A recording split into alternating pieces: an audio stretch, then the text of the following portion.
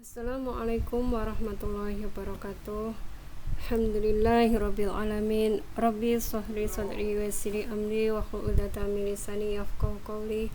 Allahumma shalli ala sayyidina Muhammad wa ala sayyidina Muhammad, amma ba'du.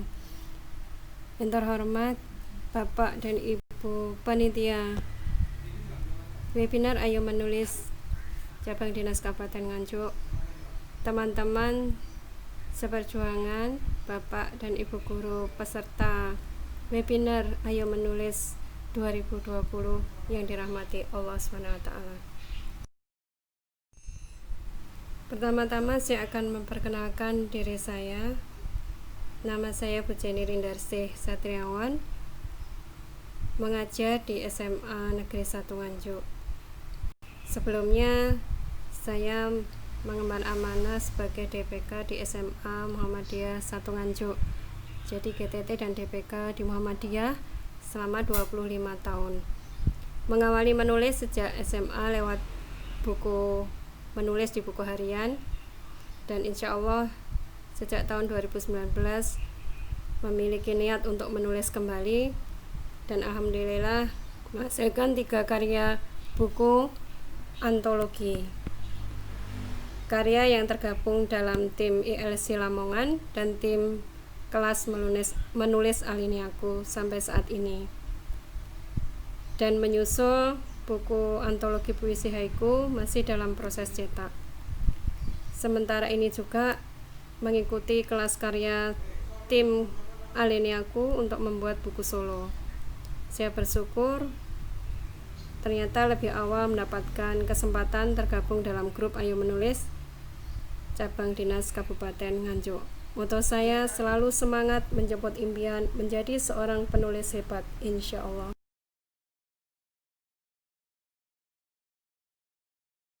Awali presentasi saya mengutip beberapa kata mutiara. Yang pertama dari Al-Quranul Karim, di Quran Surat Al-Qalam ayat 1, Nun wal kolami wa ma yasturun. Nun, demi pena dan apa yang mereka tuliskan. Dalam ayat ini Allah menunjukkan kepada kita sebagai hambanya, sebenarnya kita diberi kemampuan untuk bisa menulis. Kemudian seorang penulis di zaman Rasulullah, sahabat Ali bin Abi Thalib, beliau menyampaikan semua orang akan mati kecuali karyanya, maka tulislah sesuatu yang akan membahagiakan dirimu di akhirat kelak. Seorang ulama besar, penulis juga, Imam Al-Ghazali, menyampaikan, kalau kamu bukan anak raja dan engkau bukan anak ulama besar, maka jadilah penulis. Dan yang terakhir, seorang penulis terkenal juga, Barbara, beliau menulis merangsang pemikiran. Jadi saat Anda tidak bisa memikirkan sesuatu untuk ditulis, tetaplah mencoba untuk menulis.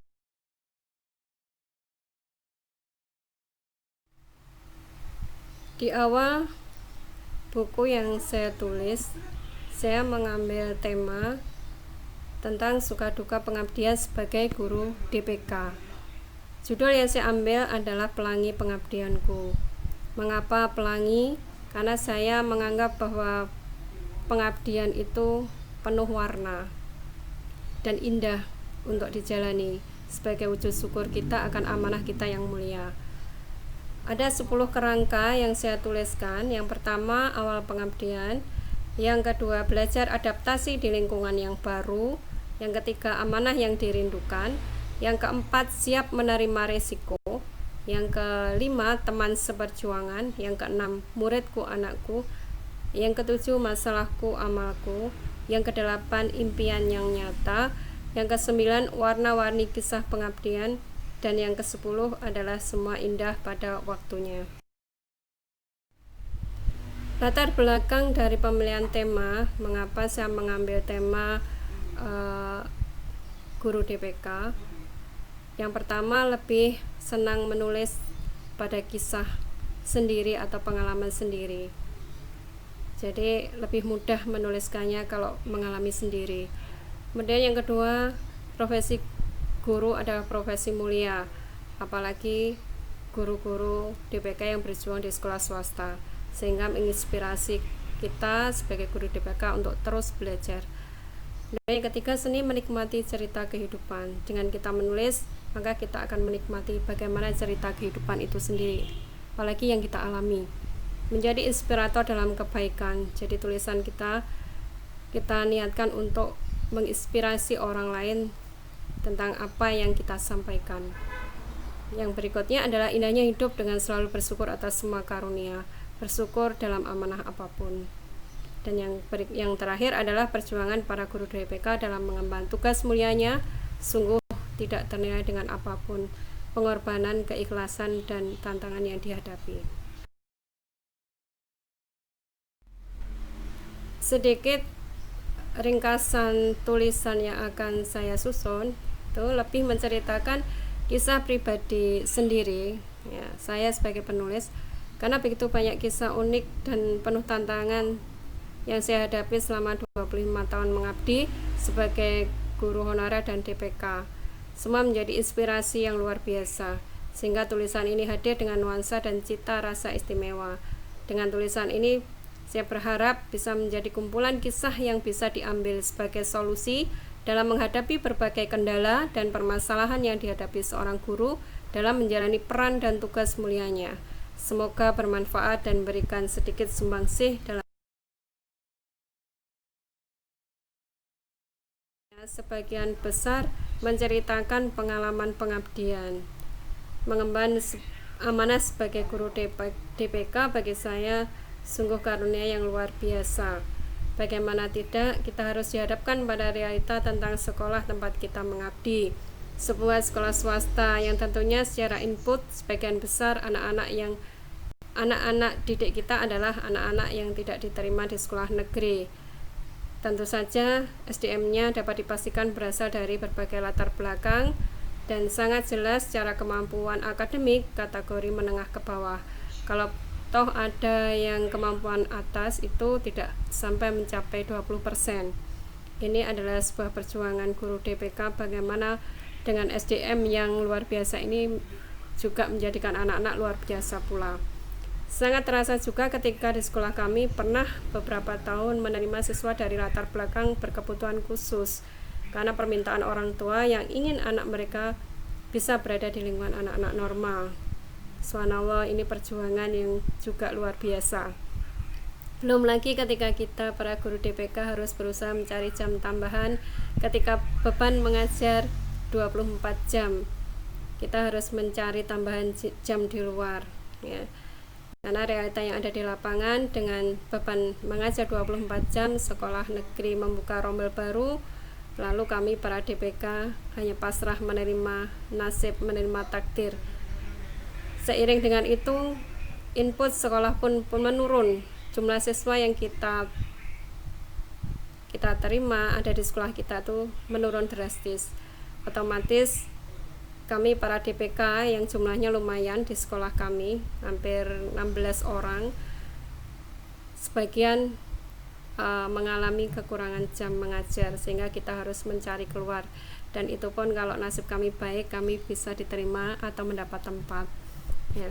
Kembali lagi kita pasrah pada takdir. Jadi ada beberapa teman yang akhirnya harus menerima nasib kurang jam dan tidak bisa cair TPP-nya. Ini juga bagian pernik dari guru DPK. Lebih lagi ketika kita harus door to door untuk mencari murid, kita patungan untuk memberikan dana bantuan untuk murid-murid kita ya. Itu juga bagian yang tidak kalah indahnya.